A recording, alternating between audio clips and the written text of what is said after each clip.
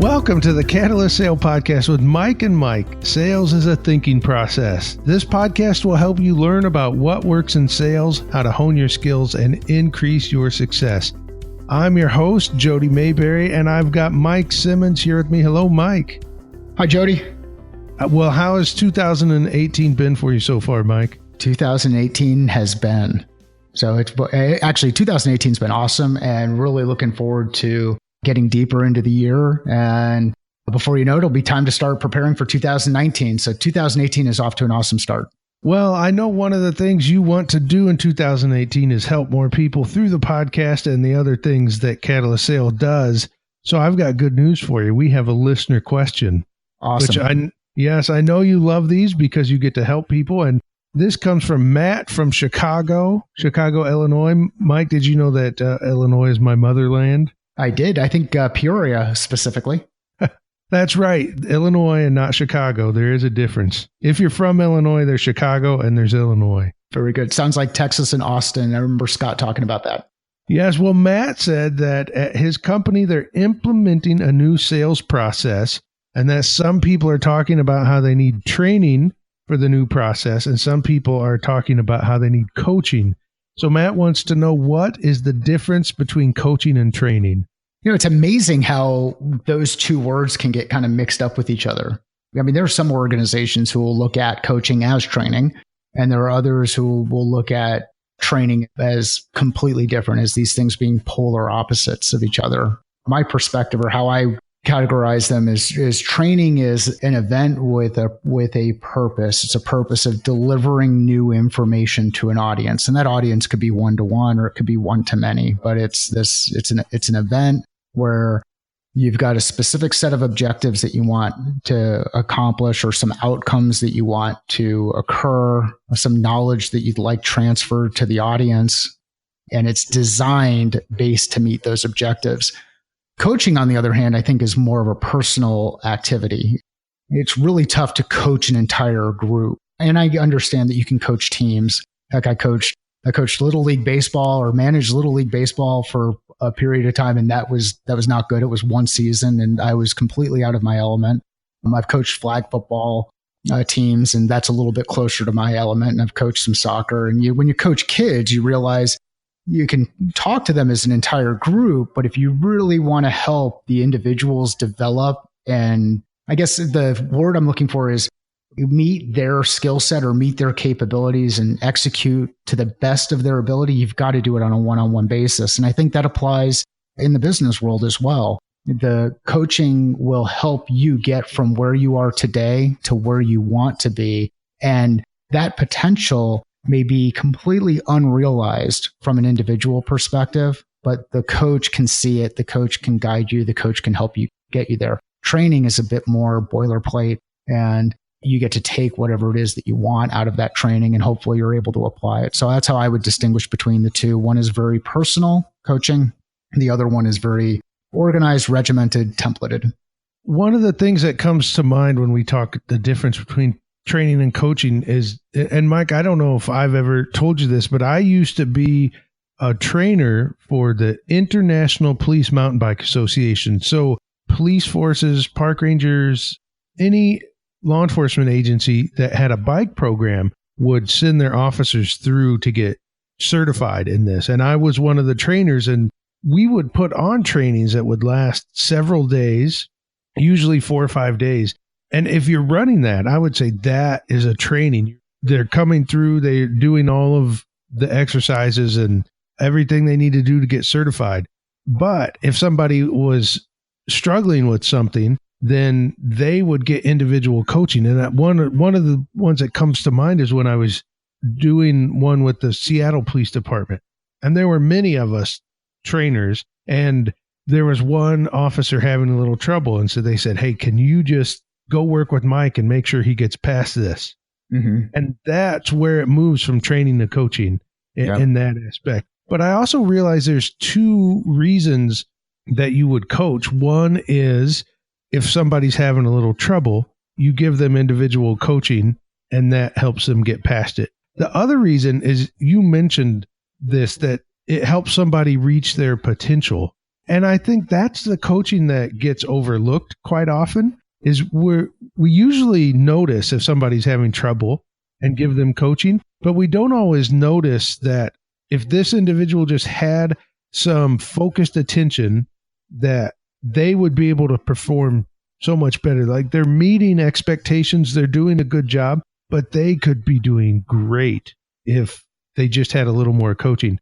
At Catalyst Sale, do you look for that? I'm sure you notice if somebody's having trouble and they need coaching, but do you look for somebody that could be a star, do so much better if they just had a little coaching? Yeah, and we do well enough in the hiring process that we bring people on who are stars.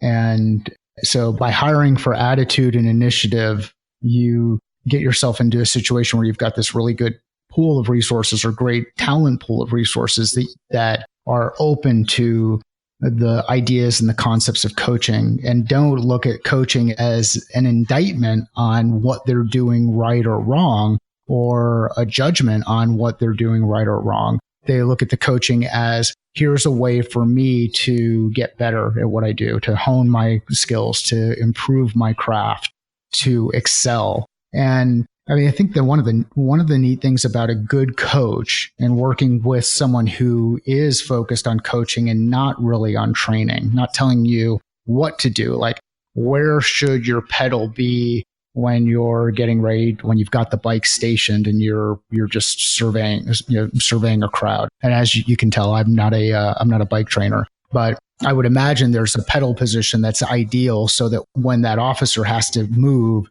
they are in a position where they're pushing in the pedal. They're not having to reorient it. So, I think the thing that we look for are those people who want to continue to get better inside our organization, inside the organizations we work with. And one of the main things that we do when it comes to coaching, it's gathering their perspective and asking them what they've thought, what they're thinking about as they go through a given scenario, or if they would consider another idea or approach, or getting to know where they get most excited in the discussions that they're having with their clients. Because the more you know, in order for this to be personal, you have to understand where that person is, what they're trying to do, why they're trying to do that, how they're motivated. And once you understand that, then you can start to apply these concepts in the context of what they already do well and create new ways to optimize. So now we get back into the bike training. Maybe that downstroke on the pedal is better if the knee is always bent at a certain angle, and technically we need to change the way the bike post is on the bike. So it's those adjustments that as a coach, as someone who has a lot of familiarity in the space, you can help them see they may not necessarily be aware of. Yeah, those are great illustrations. And for somebody that hasn't been a bike trainer, at least you seem to know a little bit about pedal position. Well, I ride a beach cruiser. Mike, within an organization, how do we know if the sales team needs training or maybe if some sales individuals need coaching? That's tough. I mean, it's tough depending on the organization and the kind of data you have access to.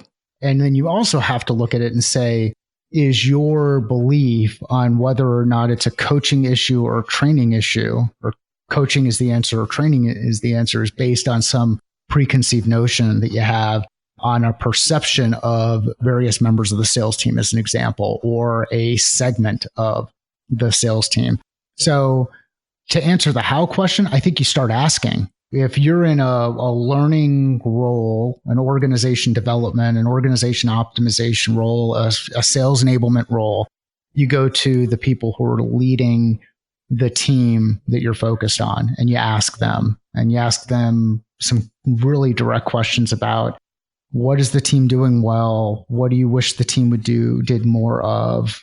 What are your expectations? What's ideal? Start to get into desired state, and then start to look at individuals inside the organization. And those individuals might be on each side of the bell curve, the ones who are really performing well and the ones who are not performing so well. So you focus on the edges. For me, I'd like to focus on the edges, get a sense for what are the differences between those who are performing well and those who are not performing as well. And then start to look at the the data that's available that may not be common? Is it territory based? Are we talking about comparing someone who's selling in Peoria, Illinois to high-tech organizations versus someone who has a territory in the Bay Area? If it's territory based, it's not a coaching issue. It's not a training issue, probably a territory issue. It might be a business opportunity issue. So like most things we talk about, it depends. And the how starts with asking those questions. Once you get the answer to the questions, then I think you start to get into the discussion around, if based on all the data we have, if it's a training issue, it's a training thing, then you start to identify, here are the core things that are going to work for the organization or for the group that you're targeting. If it's a coaching thing, then I think you start to look at, how do you coach in a one-to-one manner? Because again, the benefit of coaching is that it's personal. It's taking what someone does well and helping them improve that. It's allowing their personality or their approach, their perspective to still stay in place without muting it with some kind of template. I know a lot of organizations do good training, but my concern is they don't always move into the development, the coaching side of it. Can you talk about some of the benefits of coaching so we can understand why it's important to move beyond training and do coaching as well? Yeah, I think that part of the reason why organizations do that is coaching is tough. Coaching may not necessarily be scalable, right? I mean, how much time, if we agree that coaching is one-to-one, then your time or you're limited by the number of coaches you have access to, the amount of time that they have to provide, and the amount of time that's available to the person who's in the process of being coached. As far as benefits, I think the core benefit is that personalization thing. And it could be that in a coaching environment, if someone is providing me with coaching on a sales call that I'm on, they might notice that I jump in with an answer too quick. Or they might notice that I ask a question that doesn't really relate to the discussion I was just having with the client. The sales rep, or me as the sales rep, I might look at that and say, that's what I should do because this is the information I need to go. But I don't realize that I would miss something because I wasn't really listening to the discussion. So the primary benefit for me on the coaching side is that personalization.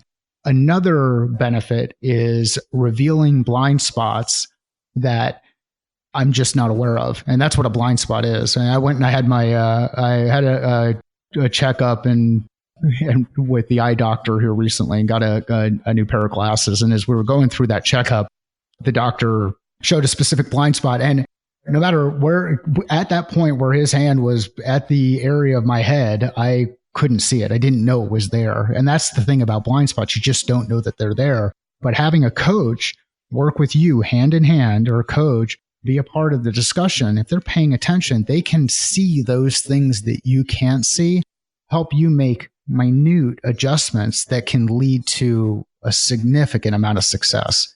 One other thing about coaching, this goes back to something you said earlier, and what you're saying now makes me think that in training, you can walk into a room and administer a training and you don't have to know anybody.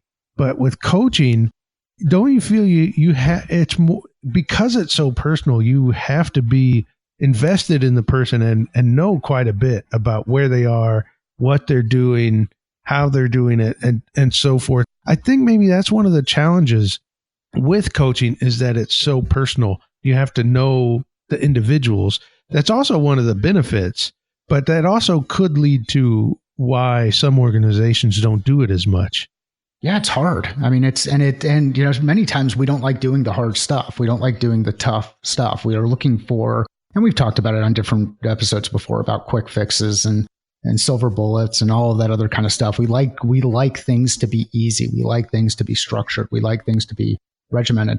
And I think another thing that's important is to know that coaching is not for everybody. I mean, if you've got a room of 40 sales reps who you're delivering this same training to, not all 40 of them would benefit from coaching. Actually, they might personally benefit from some coaching, but they may not be ready for the coaching. They may not be in that mindset of, hey, I'm really looking to develop. I'm really looking to learn. I'm going to apply these things. I want to get better at what I'm doing. So although coaching is not scalable across a large organization, it can be very beneficial for targeting specific individuals inside an organization. And that, again, it's another tough thing. You've really got to know your audience. You've got to know your people. You've got to know what you're trying to accomplish, why you're trying to accomplish what they're trying to accomplish, why they're trying to accomplish it. It's tough. And I think this is why, and I'm not skilled in, I'm not educated in coaching. I've not gone through the various coaching certifications that are out there. And I know there are a number of people out there that have, and we'll probably get some feedback from folks who are coaches who say, have me on the podcast. I'd like to talk about coaching. And we can get into some of the really specific components from an academic perspective. And that would be a good discussion to have. So if you're a coach out there and you'd like to have that discussion, you can contact us at hello@catalystsale.com or hit me up on Twitter at Simmons_M. But I look at the interactions that I have one-on-one with every member of my team as most of those interactions. When I see an opportunity to coach, I take advantage of that coaching opportunity. And if I start to hear the feedback on the other end that there's a level of defensiveness or there's some questioning about it, then I clarify what I'm doing. And I say, well, again, this is coaching. This is about helping you kind of see some of the things that you may not be aware of, or what did you think about this?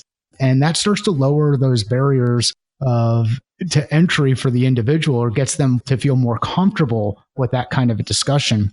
I think in organizations, the other thing that you probably find is there are many people inside organizations that you work with today, that you work with or that you are part of, where individuals within that organization have personal coaches that they've reached out to. And those personal coaches could be someone that they're paying to do this. It could be just people that they are friends with. They could be mentors. I mean, mentoring and coaching go hand in hand. So I don't know. I think the struggle is the scale. And I think there are ways to address it by figuring out who wants to do what. Well, coaching actually doesn't even have to be a formal thing. You mentioned you'll have coaching interactions with Catalyst sales staff. That doesn't even mean you have to say, hey, okay, here's a coaching moment. If you see an opportunity to coach, you just do it. You don't have to make it anything formal. That's exactly right. Yep. Well, Mike, as we wrap this episode from this great question from Matt, what final words and thoughts do you have about coaching within an organization? Well, I would just highlight again that coaching is personal. Coaching is one-to-one. Coaching is all with the expectation from the coach perspective that you're helping someone get better at whatever it is that they want to do.